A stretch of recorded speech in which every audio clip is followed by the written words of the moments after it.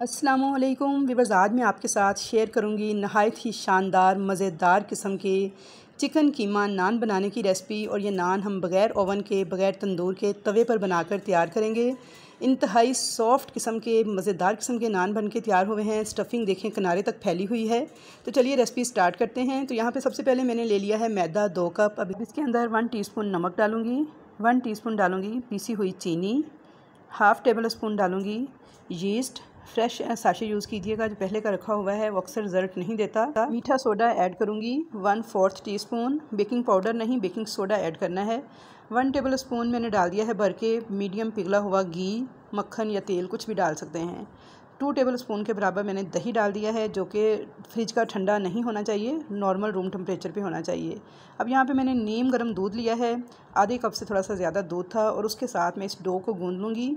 आप हस्बे ज़रूरत दूध ऐड कीजिएगा। तो बस आपने इसकी एक नॉर्मल सी डो तैयार करनी है, जो कि ना तो बहुत ज़्यादा सख्त हो और ना बहुत ज़्यादा नरम, बिल्कुल ऐसे जैसे हम रोटी पकाने के लिए आटे को गूंदते हैं। तो सेम उसी स्टाइल से ही आपने इसको अच्छी तरह से गूंद लेना है और डो तैयार कर लेनी है। तो यहाँ पे मैंने 1 टेबल स्पून घी इसके ऊपर मज़ीद डाला है और अच्छी तरह से इसको गूंद लिया है। तो ये देखिए जी, डो हमारी तैयार है और बिल्कुल नॉर्मल है, ना तो बहुत ज़्यादा नरम है ना बहुत ज़्यादा सख्त, ये आप देख सकते हैं। अब एक बाउल लूँगी, उसके अंदर थोड़ा सा मैंने ऑयल लगा लिया है, उसके अंदर इस डो को रखूँगी। थोड़ा सा ऑयल मैं इस डो के ऊपर लगा दूँगी ताकि खुश्की वगैरह ना आए, और इसे किसी भी आप प्लेट से कवर कर दें, ढक्कन से कवर कर दें, या फिर प्लास्टिक रैप लगा कर कवर कर दें। और इसको 1.5 से 2 घंटे के लिए, क्योंकि गर्मी का मौसम है तो किचन काउंटर पे ही मैं छोड़ दूँगी ताकि ये राइज़ हो जाए। लेकिन अगर सर्दी का मौसम हो तो फिर आप इसे किसी हीटर वाले गर्म कमरे में छोड़िएगा 2 से 3 घंटे के लिए। तो चलिए, जब तक हमारी डो राइज़ हो रही है तब तक हम इसका मटीरियल तैयार कर लेते हैं कीमे का। तो सबसे पहले यहाँ पे मैंने 2 बाउल लिए हैं। एक में मैंने डाल दी है अंडे की जर्दी, सिर्फ जर्दी ऐड करनी है, सफ़ेदी नहीं। अब इसके अंदर डाल दूँगी मैं 1 टेबल स्पून दूध, और अच्छी तरह से मिक्स करके इसको एक साइड पे रखूँगी। नान बनाने के दौरान हम इस मिक्सचर को इस्तेमाल करेंगे। दूसरे बाउल के अंदर मैंने डाल दिया है मीडियम पिघला हुआ देसी घी, और थोड़े से इसमें डाल दिए हैं सब्ज़ धनिए के बारीक कटे हुए पत्ते। अच्छी तरह से मिक्स करके इसको भी एक साइड पे रख दूँगी। तो चलिए, अब हम अपनी स्टफ़िंग तैयार कर लेते हैं। स्टफ़िंग तैयार करने के लिए यहाँ पे मैंने लिया है 1 टेबल स्पून के बराबर घी, इसे थोड़ा सा गर्म कर लिया है, और अब इसके अंदर मैंने डाल दिया था 1 टेबल स्पून लहसुन अदरक का पेस्ट। अच्छी तरह से इस लहसुन अदरक के पेस्ट को थोड़ा सा गोल्डन कर लूँगी ताकि इसकी जो कच्ची स्मेल होती है वो ख़त्म हो जाए। और अब इसके अंदर मैं डाल दूँगी कीमा, जो कि मैंने चिकन का लिया है कीमा आधा किलो, और बिल्कुल बारीक पीस कर लिया है। हाई फ्लेम पर इस चिकन के कीमे को मैं इस तरह से फ्राई करती जाऊंगी यहाँ तक कि इसका कलर जो है वाइट सा हो जाए। तो यहाँ पे देखिए इसका कलर वाइट सा हो चुका है। तो अब फ्लेम इसके नीचे लो कर दूंगी और इसमें कुछ स्पाइसेस ऐड करूंगी। सबसे पहले मैंने डाला है नमक, जो कि आप हस्बे जायका ऐड कीजिएगा। धनिया पाउडर 1 टीस्पून, और साथ ही मैं इसमें डाल दूँगी ज़ीरा पाउडर, जो कि मैंने लिया है 1/2 टीस्पून। हल्दी डाल दी है मैंने 1/2 टीस्पून, और अब इसके अंदर मैं डाल दूँगी कुटी हुई लाल मिर्च, जो कि मैंने ली है 1 टीस्पून। अब मैं इसके अंदर डाल दूँगी यहाँ पे काली मिर्च का पाउडर 1/4 टीस्पून, और गरम मसाला पाउडर 1/2 टीस्पून के बराबर। घर का पिसा हुआ जायफल जवित्री वाला गरम मसाला पाउडर, या फिर किसी अच्छे ब्रांड का यूज़ कीजिएगा, तो बहुत ज़बरदस्त फ्लेवर आएगा इसका हमारे इस चिकन में से। अब मैं इसके अंदर डाल दूँगी नींबू का रस 1 टीस्पून के बराबर। फ्रेश जूस ऐड कीजिएगा, तो बहुत ही मज़ेदार किस्म की ये स्टफ़िंग बन के तैयार होगी कि आप उंगलियां चाटते रह जाएंगे। अच्छी तरह से मिक्स कर लेंगे इस नमक मिर्च मसाले को इस कीमे के साथ, और इसको 1 से 2 मिनट तक भुनाई कर लेंगे ताकि जो लहसुन अदरक की ये ख़ास स्मेल और मसालों की ये कच्ची स्मेल होती है वो ख़त्म हो जाए। तो यहाँ पे देखिए जी, अच्छी तरह से मैंने मिक्स कर लिया था। अब इसको लो फ्लेम पे कवर करके 4 से 5 मिनट तक पकने देंगे ताकि मसाले भी हमारे अच्छे से पक जाएँ और चिकन का जो पानी वगैरह है वो भी अच्छे से ड्राई हो जाए। तो यहाँ पे 5 से 6 मिनट तक बिल्कुल लो फ्लेम पे मैंने दम वाली आँच पे इसको पका लिया था। तो ये देखिए पानी अच्छे से ड्राई हो चुका है चिकन का, और बहुत अच्छे से ये बुन चुका है। तो अब इसके अंदर एक मीडियम साइज़ की प्याज और बारीक कटा हुआ हरा धनिया डाल देंगे। अच्छी तरह से मिक्स कर लेंगे इसको भी, और 1 मिनट तक भून लेंगे यहाँ तक कि प्याज जो है ट्रांसपेरेंट सी हो जाए। तो यहाँ पे देखिए जी, 1 मिनट मैंने इसको भून लिया था। फ्लेम को ऑफ़ कर देंगे और इस स्टफ़िंग को मुकम्मल तौर पे ठंडा होने के लिए छोड़ देंगे। आपने स्टफ़िंग को बहुत अच्छी तरह से ठंडा करने के बाद ही नान के अंदर यूज़ करना है। गर्म स्टफ़िंग को हरगिज़ इस्तेमाल नहीं करना, वरना नान आपके ख़राब हो जाएंगे। तो यहाँ पे जी स्टफ़िंग हमारी ठंडी हो रही है, तो तब तक हम चेक कर लेते हैं अपनी डो को। तो ये देखिए माशाल्लाह से कितनी ज़बरदस्त डो राइज़ हो चुकी है। नीचे से भी मैं आपको दिखा रही हूँ कितना अच्छा जाल बना है, और फूल के डबल ट्रिपल हो चुकी है। अब देखिए जिसका ये रैप उतारेंगे, अच्छी तरह हाथ से प्रेस करते हुए इसकी सारी हवा मैंने निकाल दी है। 1 से 2 मिनट इसे हल्का सा नीट करूँगी ताकि अच्छे से सेट हो जाए, सारी हवा इसकी निकल जाए। और अब मैं इसको निकाल लूँगी काउंटर के ऊपर और 2 बराबर हिस्सों में डिवाइड कर लूँगी, यानी इसके 2 पेड़े तैयार कर लूँगी, बिल्कुल ऐसे ही जैसे हम रोटी पकाने के लिए पेड़ा तैयार करते हैं। अब इनको मैं कवर करके रेस्ट दूँगी 15 से 20 मिनट के लिए, ताकि ये पेड़े जो हैं थोड़े राइज़ हो जाएँ।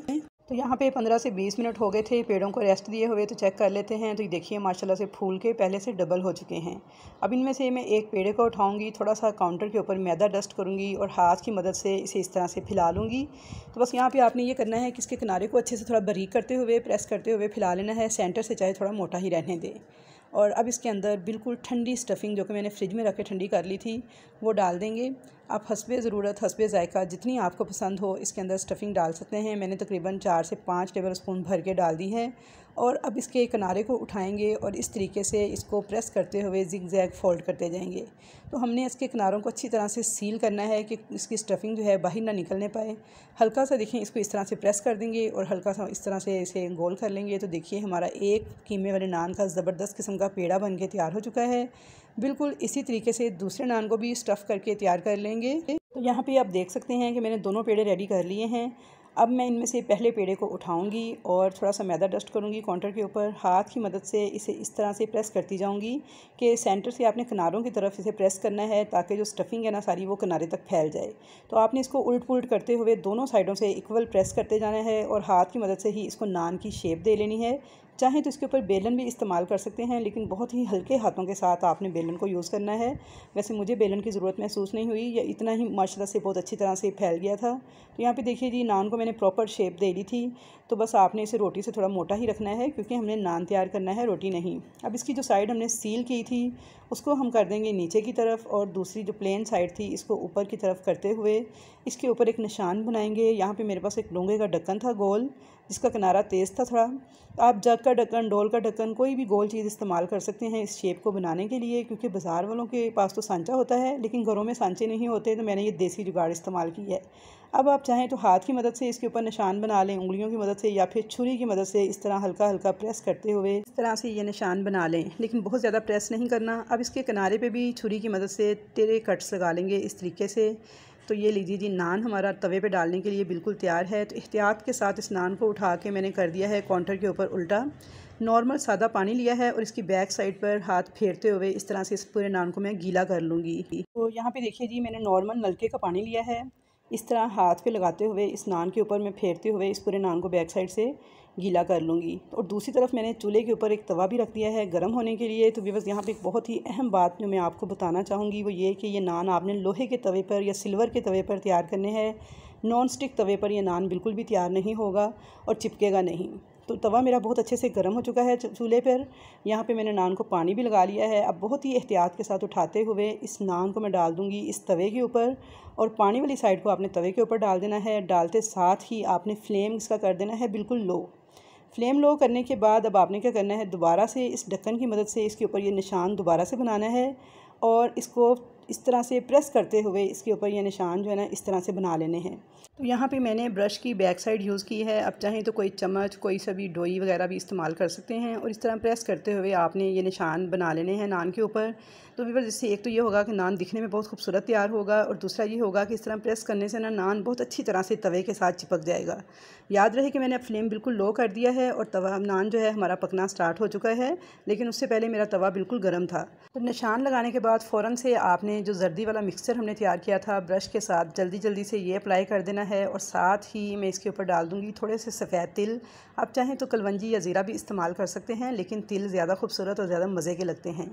यहाँ पे देखिए जी सफ़ेद तिल भी मैंने डाल दिए थे। नान को पकते हुए तकरीबन 4 मिनट हो गए हैं। और दूसरी तरफ देखिए मैंने एक कढ़ाई भी रखी हुई है चूल्हे पे गर्म होने के लिए। तो यहाँ पे नान मेरा 5 मिनट तक लो फ्लेम पे पक चुका था, राइस भी हो गया है। अब देख रहे हैं बहुत अच्छे से तवे के साथ चिपक गया है। तो अब इस कढ़ाई के ऊपर मैं इस नान को इस तरीके से उल्टा कर दूँगी तवे को।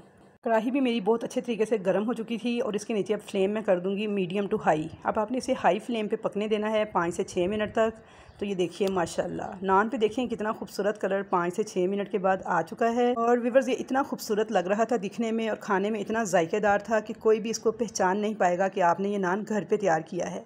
तो तो यहाँ पे देखिए जी, नान को मैंने 2 से 3 मिनट मज़ीद पकाया है ताकि इस पर थोड़ा सा कलर और प्यारा सा आ जाए। और अब मैंने तवे को सीधा कर दिया है ताकि निचली साइड से भी इसको थोड़ी हीट मिले और अगर कुछ कसर रह गई है तो वो भी पक जाए। 1 मिनट तक मैंने इसे नीचे वाली बैक साइड से भी पका लिया था। व्यूअर्स, सेम इसी तरीके से ये मैंने दूसरा नान भी तैयार करना शुरू कर दिया है। पहला नान मैंने तवे से उतार लिया था, तो मैं आपको दिखाती हूँ अभी। तो ये देखिए जी, इसको भी मैंने सेम उसी तरीके से जैसे मैंने आपको पहला बताया है, कढ़ाई के ऊपर उल्टा करके तो ये भी तैयार कर लिया है। तो ये देखिए माशाल्लाह से ये भी नान हमारा तैयार हो चुका है। यहाँ पे अब इस नान को तवे से कैसे उतारना है, तो ये देखिए जी, एक फ्लैट चम्मच की मदद से आपने इस तरीके से नान को खुरचते हुए उतार लेना है। तो जब ये पक जाएगा तो बहुत ही आसानी के साथ तवे से अलग हो जाएगा। अगर थोड़ी दिक्कत हो रही हो तो आप इसे 1 से 2 मिनट बैक साइड से मज़ीद पकाइएगा। तो ये देखिए जी, बेहतरीन नान हमारे कीमे वाले 2 बन के तैयार हो चुके हैं। अब इसके ऊपर जो हमने घी के अंदर धनिया मिक्स करके रखा हुआ था वो लगा लेंगे और इनको डिश आउट कर देंगे। तो यहाँ पे देखिए जी, मैंने धनिया इसके ऊपर लगा लिया था जो घी में मिक्स करके रखा हुआ था। सेम इसी तरीके से मैंने दूसरा नान भी रेडी किया था। तो ये देख सकते हैं आप माशाल्लाह से कितने सॉफ्ट और कितने मज़ेदार नान बन के तैयार हुए हैं। कलर देखें कितना खूबसूरत आया है। कोई भी आपको ये नहीं कहेगा कि आपने इनको घर पे तैयार किया है।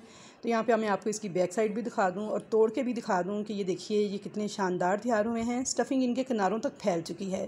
तो आई होप व्यूअर्स कि आपको ये रेसिपी ज़रूर पसंद आएगी। रेसिपी अगर पसंद आई है तो वीडियो को लाइक कीजिए, चैनल पर नए हैं तो सब्सक्राइब कीजिए और अच्छे अच्छे कमेंट्स का इजहार कीजिए। अल्लाह हाफिज़।